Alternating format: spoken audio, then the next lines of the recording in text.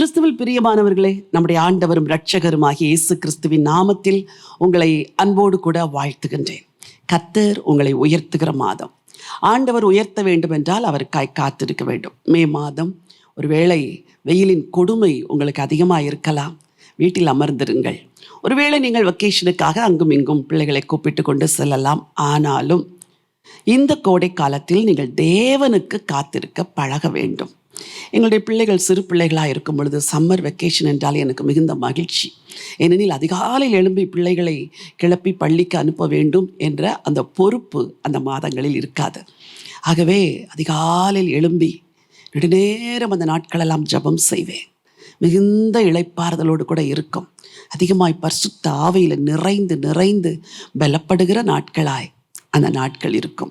உங்களுக்கும் அப்படி இந்த நாட்களை பயன்படுத்தி கொள்ளுங்கள். ஒரு வசனத்தை 92ஆம் சங்கீதத்திலிருந்து வாசிக்க விரும்புகிறேன். 92ஆம் சங்கீதம் 10வது வசனம். என் கொம்பை காண்டாமிருகத்தின் கொம்பை போல உயர்த்துவீர், புது எண்ணெயால் அபிஷேகம் பண்ணப்படுகிறேன்.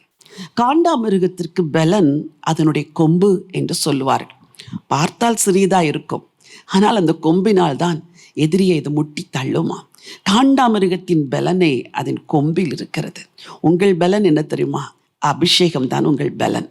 என் வார்த்தையை கேட்கிற நீங்கள் அபிஷேகத்தை நம்புகிறவர்களாக இருக்கலாம், பரிசுத்த ஆவியின் நிறைவை நம்பாதவர்களாக இருக்கலாம், பரிசுத்த ஆவியின் நிறைவுக்கு விரோதமாய் பேசுகிறவர்களாயும் இருக்கலாம். நீங்கள் விரோதமாய் பேசுகிறவர்களாக இருந்தால் இந்த செய்தி உங்களுக்கு அல்ல. பரிசுத்த ஆவியை நம்புகிறவர்களும் பரிசுத்த ஆவியை பெற்றுக்கொள்ளாதவர்களுமாகிய உங்களுக்கு சொல்லுகிறேன், ஆவிக்குரிய வாழ்க்கையிலே நீங்கள் தொடர்ந்து முன்னேறுவதற்கு மாம்சீக பலத்தில் உங்களால் முன்னேற முடியாது. You need strength in your spirit. ஆவியிலே ஒரு பலன். அந்த பலன் என்ன செய்யும்? என்ன பிரச்சனை வந்தாலும் கலங்காது, என்ன சோதனை வந்தாலும் தைரியமாக இருக்கும், யார் எதிர்த்து நின்றாலும் கர்த்தரை விட்டு பின்வாங்காது, என்ன வியாதி வந்தாலும் அந்த வியாதியின் மத்தியிலும் கர்த்தரை துதித்து கொண்டே இருக்கும். என்னுடைய தாய் தேவனால் அபிஷேகம் பண்ணப்பட்ட ஒரு பாத்திரம். அவர்களுடைய அந்திய காலங்களில் அவர்கள் சுகவீனமாயிருந்தார்கள். மரணத்துக்கு ஏதுவான ஒரு வியாதி வந்தது. ஆகவே சொந்த ஊரில் அவர்களை எடுத்து சென்று அடக்கம் செய்ய வேண்டும் என்று நாங்கள் அந்த வியாதி முற்றின பொழுது அவர்களை ஒரு ஆம்புலன்ஸில் வைத்து வித் ஆல் ஃபெசிலிட்டிஸ் அவர்களுடைய ஜீவனை காத்துக்கொள்வதற்காக எல்லா உபகரணங்களையும் வைத்து நாங்கள் சொந்த ஊருக்கு அழைத்து செல்கிறோம். மிக மன உடைகின்ற ஒரு சூழ்நிலைமை. அந்த ஆம்புலன்ஸிலே போகும் பொழுது வழியெல்லாம் என் தாயின் கைகள் இப்படித்தான் உயர்த்தப்பட்டு கொண்டிருந்தது. சரி, அவர்களுக்கு காது நன்றாய் கேட்டது. ஆகவே ஏதாவது ஒரு பாடலை போட்டால் அவர்கள் கொஞ்சம் சந்தோஷப்படுவார்கள் என்று சொல்லி சில பாடல்களை போட்ட பொழுது ஆம்புலன்ஸில் மரணத்திற்கு போராடி கொண்டிருந்த என் தாய் கைகளை இப்படி தட்டி தேவனை ஆராதித்து கொண்டே வந்தார்கள். எங்களுக்கெல்லாம் அது ஒரு பெரிய ஆச்சரியம். எங்கிருந்து வந்தது இந்த பலன்? ஒரு சாதாரண ஒரு ஆசிரியை, ஒரு எளிய தாய், உலகத்தில் எதையும் விரும்பாதவர்கள், எதற்கும் ஆசைப்படாதவர்கள். அவருடைய ஆசையெல்லாம் ஆண்டவர் மாத்திரம்தான்.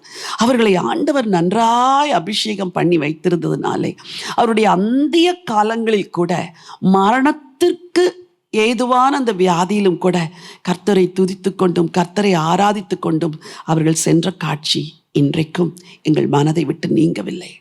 இந்த பலன் எங்கிருந்து வந்தது? கர்த்தர் தந்த அபிஷேகம். அன்பு சகோதரனே, அன்பு சகோதரி, அன்பு தாயை, தகப்பனே, மரணத்தை கண்டு பயப்படுகிறீர்களா? வியாதியை கண்டு கலங்கி போயிருக்கிறீர்களா? வீட்டில் கொந்தளிக்கிற பிரச்சனையை கண்டு தற்கொலை செய்து கொள்ளலாம் என்று யோசிக்கிறீர்களா? தயவு செய்து நிறுத்துங்கள். உங்களுக்கு வேண்டியது பிரச்சனைகள் மாறுவது அல்ல, உங்களுக்கு வேண்டியது உள்ளான பலன். ஆண்டவரிடத்தில் கேளுங்கள், ஆண்டவரே என்னையும் அபிஷேகியும், எனக்கும் அபிஷேக தைலத்தை தாரும், என்னையும் பலப்படுத்தும், இந்த சோதனைகளை சந்திக்க ஆண்டவரே நீர் எனக்கு அபிஷேகம் தாரும் என்று சொல்லுங்கள். இந்த அபிஷேகம் தான் தாவீதின் உபத்திரவத்தில் அவரை பலப்படுத்தியது.